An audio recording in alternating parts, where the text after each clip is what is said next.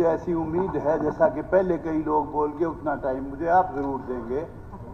अध्यक्ष महोदय, मैंने जो पार्टी ज्वाइन की बीजेपी जिन में ज्वाइन की थी, उसी दिन मैंने घोषणा की थी कि 50 सीट मिनिमम बीजेपी की आएंगी और नायब सैनी मुख्यमंत्री बनेगा, और यह भी कहा था 200% बनेगा। बात कुछ भी नहीं थी, बात तो सिंपल इतनी ही थी।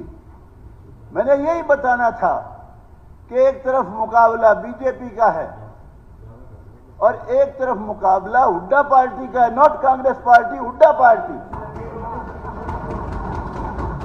क्योंकि हमने इतना ही बताया था, एक जो कुमारी शैलजा थी जिसके पिताजी बहुत बड़े नेता थे, उसको खुद को टिकट नहीं दिया गया। वो जो टिकट गौतम जी डिक्लेयर आई थी उसको भी गवर्नर एड्रेस पे रही है। ये हमने बताया था उस समय, गवर्नर एड्रेस उस समय मैंने बताया था गवर्नर एड्रेस पे रही है।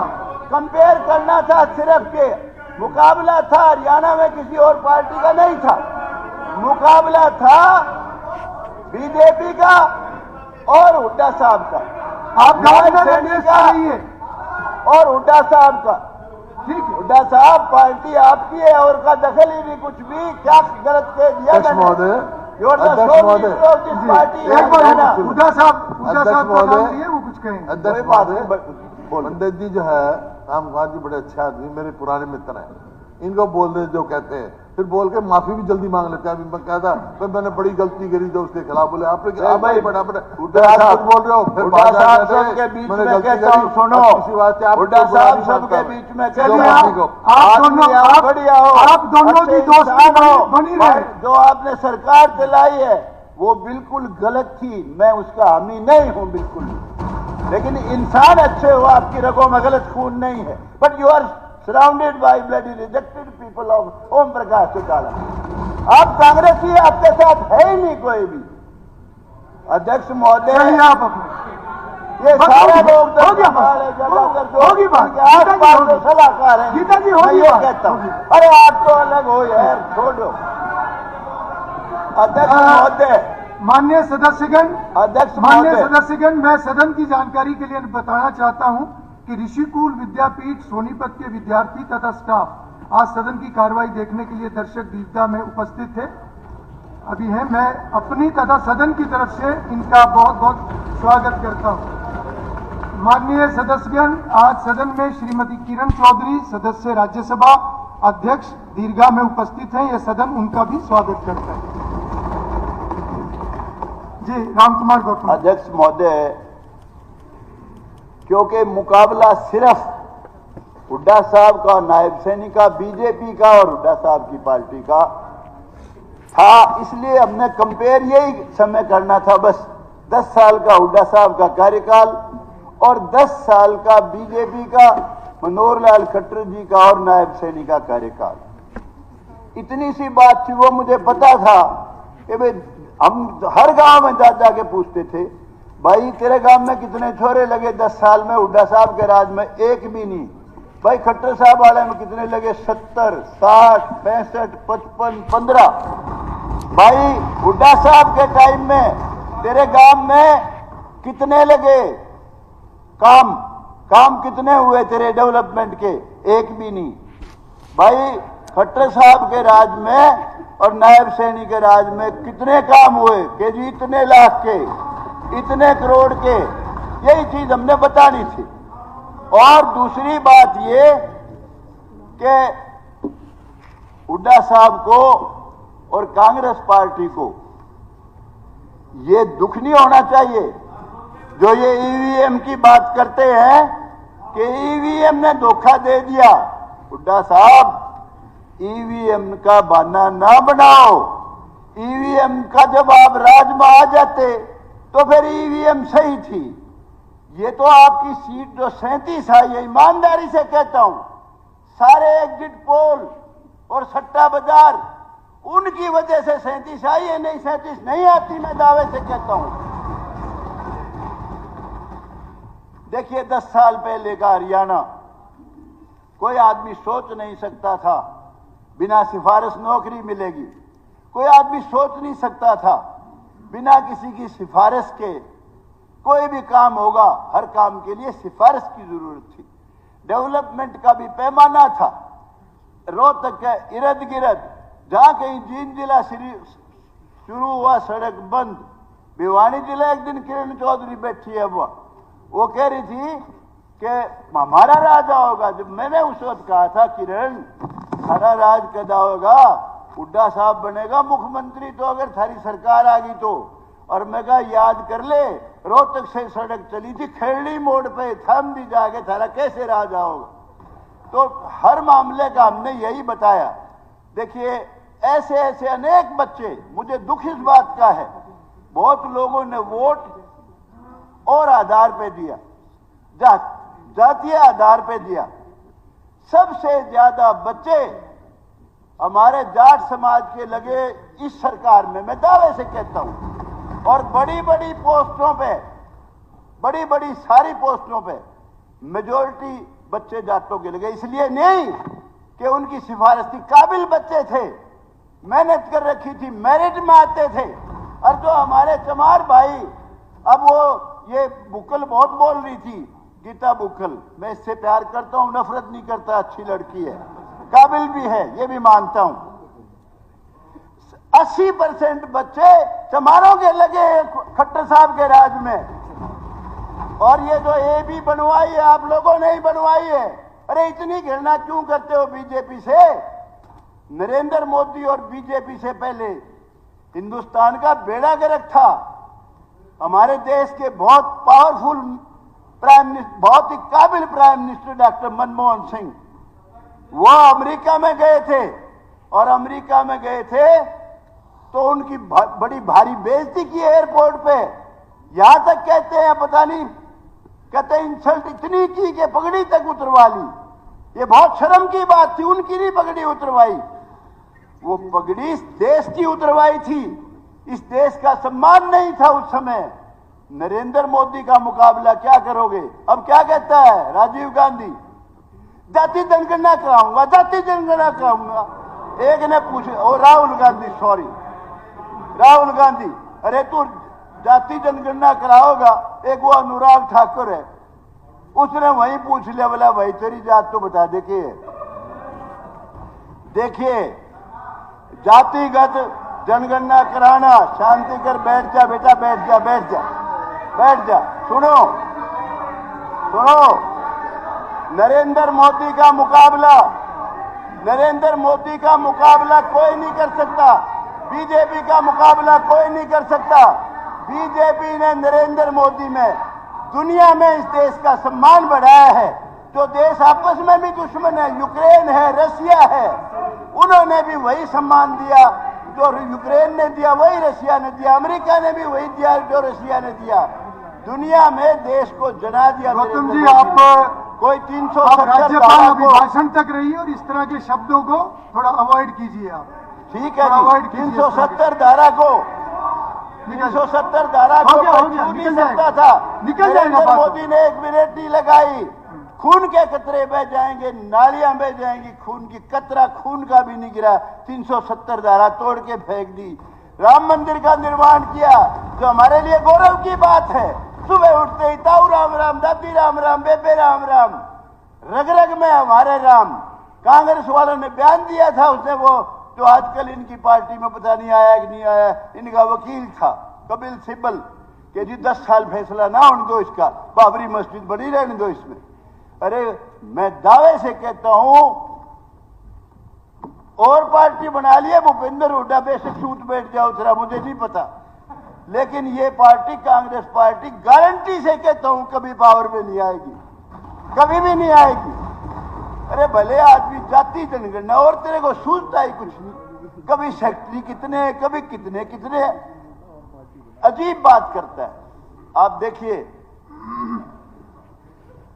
10 साल पहले बच्चे किलकी मारते फिरा करते, बसों में बदमाशी करते थे, और लोग पूछते थे भाई तू पढ़ भी लिया करे। अरे तुमने के चिंता है, सर्टिफिकेट भी ले आवांगे, और सिफारिश अपनी नाम लेते थे हमारे भाई का या किसी का भी, यूं कहते उस पर लगा लूंगा छोरा तो, और नहीं तो गठड़ी बांध रखी बहुत बड़ी, वह लगा दूंगा सारी। मैं कहता हूं मनोहर लाल खट्टर ने, बीजेपी ने पहली बार यह एहसास कराया कि बच्चों को पढ़ाओ। जो बच्चे किलकी मारते फिरा करते, कोचिंग सेंटर ज्वाइन करके और काबिलियत के आधार पे नौकरी दी 10 साल, उससे पहले नहीं था। एक नया जमाना शुरू किया, अनेक काम ऐसे किए। ठीक है, उनके खिलाफ एक एंटी इनकम्बेंसी बन गई थी, जो टेक्निकल काम कर दिए सारे, और कुछ टेक्निकल काम को तो नायब सैनी जी आपने भी सुधारना पड़ेगा भाई। हालांकि आपने बहुत काम HKRN के उनकी पक्की कर दी नौकरी, अनेक काम है, बहुत लोगों ने ये वो गाए हैं, ये इसलिए मैं रिपीट नहीं करूंगा। लेकिन वो जो एंटी इनकम्बेंसी टेक्निकल थी और कुछ नहीं थी, पर काम उन्होंने बहुत अच्छे किए। उसके बाद नायब सैनी ने फिर सुधारा और भी सुधार कर दिया, और जो ये सरकार आई है ये बाकायदगी से इसको समर्थन मिला है 36 बरादरी का, सबका जब आई है। EVM का कोई रोड़ा नहीं है, गलतफहमी में मत रहो। अंदर से तो आप भी जानते हो क्या क्या कमी थी कि जिस वजह से आप नहीं आए हो। लेकिन मैं ये कहता हूं, जिस दिन नायब सैनी को बनाया था चीफ मिनिस्टर, उसी दिन मैंने कहा था ये ट्रंप का पत्ता है, जीत का पत्ता है, 100% बीजेपी जीतेगी। कुछ भाई जो पर्सनल नफरत करते हैं नायब सैनी से, वो बावड़े हैं बिल्कुल। उनको गलतफहमी भी है कि भाई तू फलाना बन जाता तो पता नहीं क्या कर देता। लेकिन मैं कहता हूं सही समय पे जो सही फैसला लिया पार्टी ने, ये गजब का फैसला था। अरे सैनी, SC, BC, ब्राह्मण 100% टिकट डिस्ट्रीब्यूशन गजब का, पंजाबी 100% 80-85, हमारे जाट भाइयों को छोड़ के उनको तो ये था भाई हमारा भूपेंद्र हुड्डा बनना चाहिए। और जो भाई गौतम जी, ये जाति अगर ये जाति बात का शब्द सॉरी ये इस्तेमाल नहीं होना चाहिए, तो सच्चा है, लेकिन नहीं, ये नहीं होना चाहिए। देखिए ये कोई राजनीतिक सभा नहीं है, ये हम हाउस के अंदर बात कर रहे हैं। नहीं है, बिल्कुल हाउस का अपना एक डेकोरम होता है, बिल्कुल डेकोरम बनाऊंगा उसके ऊपर। यह बहुत सीनियर मेंबर है। ठीक है नहीं, बिल्कुल ऑब्जेक्शनेबल है। ठीक है, डेकोरम बनाऊंगा भाई, डेकोरम बनाऊंगा, बिल्कुल ही ऑब्जेक्शनेबल। अध्यक्ष महोदय, आई एम सॉरी, आप कंक्लूड कीजिए, आप अध्यक्ष कंक्लूड महोदय, कीजिए। ये शब्द इसमें से निकलेगा, मैं कंक्लूड करा रहा हूं। ये मेरे मैं निकाल conclude दे करा भाई, रहा हूं। उसमें से निकाल दे। अध्यक्ष महोदय, मैं एक्सपेंड सॉरी बोल दी ठीक है, भाई, ठीक सॉरी है। बोल दी। ठीक है, तारीफ ये- भी कर देता हूँ यार कितनी, चलिए। फिर उसने भी तो देख लिया। अगर मैं कुछ बातें सरकार की नहीं, ये पार्टी की तरफ से समय है, सरकार वो आप की- नहीं बताएंगे। मैं- नहीं, ये आप नहीं बताएंगे। मैं ये कुछ पार्टी तय करेगी कि उसका कौन सा सदस्य कितना बोलेगा। आपकी कांग्रेस की तरफ से भी बहुत ऑनरेबल मेंबर 20 मिनट से ज्यादा बोले हैं, इसलिए ये आप तय नहीं करेंगे और इस तरह का विषय बीच में कोई उठाए भी ना। ठीक है, ये सभी के लिए, ये सभी के लिए। मैं आप अध्यक्ष conclude कीजिए, महोदय, please। मैं अध्यक्ष महोदय कुछ चीजें सरकार की, मुख्यमंत्री जी की और मंत्रियों की उसमें लाना चाहता हूं संज्ञान में। एक तो हॉस्पिटल्स की कमी, हॉस्पिटल्स की भी कमी है, हॉस्पिटल में डॉक्टर्स की भी कमी। ये मुख्यमंत्री जी विशेष तौर से, क्योंकि आप तो ने तो अभी अपना काम शुरू करना है अभी, तो आपका तो कोई इसमें वो नहीं है। मैं पहले भी आवाज उठाता रहा।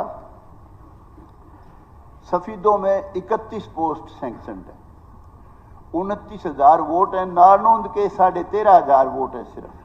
नारनौंद में 100 बेड का हॉस्पिटल है, सफीदों में सिर्फ 50 बेड का हॉस्पिटल है। सफीदों में 31 पोस्ट सैंक्शनड है, जिसमें से 31 में से 18 खाली है। सिर्फ 13 भरी हुई है। और नारनौंद में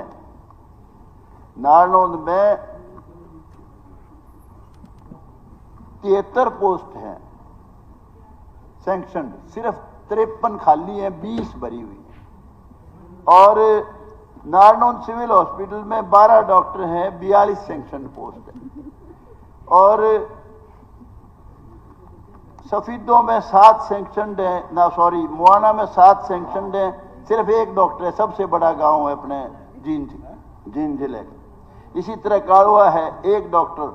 नेट सेल में ये है कि 23 पोस्ट खाली है और 8 सिर्फ भरी हुई है। तो एक तो इस और विशेष ध्यान देना पड़ेगा। दूसरी बात, एक कॉलेज मंजूर किया हुआ है गर्ल्स का जामनी में, और उसकी बजट कहीं और ले गए। वो क्लास तो लगती हैं, लेकिन सीनियर सेकेंडरी स्कूल आप कंक्लूड कीजिए, आपका समय पूरा हो गया। आप लिख के दे देना, वो सब रिकॉर्ड में। 1 सेकंड जी, बस जल्दी करूंगा, कोई बात। अभी जल्दी घंटी ना बजाइयो, 1 मिनट और लगे, कोई बात। तो इसमें ये है कि एक तो ये वो जामनी का जो कॉलेज है, उसकी स्कूल में क्लास लगती है लड़कियों की, वो पिल्लू खेड़ा में। तो वो 8 एकड़ जमीन बाकायदा सरकार के नाम है, वो कॉलेज जरूर बनवाना। और एक ये जो नारनौंद में 50 गांव को दिक्कत है। 25 गांव नारनौंद से उधर 12 की तरफ, और 25 गांव खांडा और पेटवाड़ की तरफ। पहले भी मैं अनेक बार आवाज उठाई, मंजूर कर दी थी पहले खट्टर साहब ने, लेकिन बाद में वो बनाई। बहुत ही जरूरी है। नारनौंद क्रॉस करते हैं जब कई घंटे कई बार जाम लग जाता है। इसको आप अपनी फर्स्ट प्रायोरिटी पे लो, ये मेरा आपसे आग्रह है। और मेरा एक और सुझाव है आपको।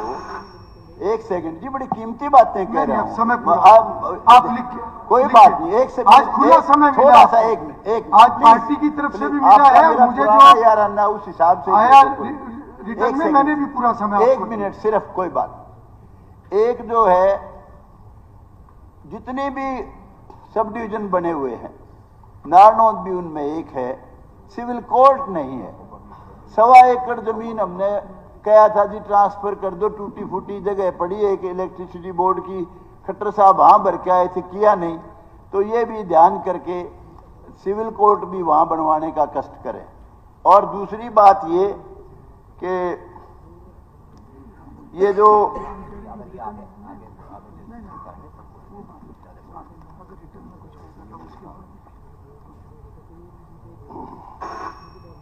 एक सेकंड खत्म करता हूँ। 1 सेकंड खत्म करता हूँ, बस आप खत्म कर दिया। 1 सेकंड बस खत्म कर दिया। खेड़ा खेमावती में दोनों तरफ तालाब है, बड़ा खतरनाक। इसमें समय बहुत जाएगा, इतना सब रिकॉर्ड में आएगा। इतना ही बस 1 सेकंड। वो दोनों के दोनों जो है तरफ कई लोग भी मर लिए, वहां पानी बहुत खतरनाक पानी है। खेड़ा खेमावती के दोनों सड़क के तरफ, उसकी तरफ विशेष ध्यान दिया जाए। और सड़कें काफी हैं, कोई नहीं, आप लिख के दे दीजिए, सारा आ जाएगा। चंद्र प्रकाश जी 1 सेकंड जींद, 1 सेकंड। नहीं, हो गया, धन्यवाद।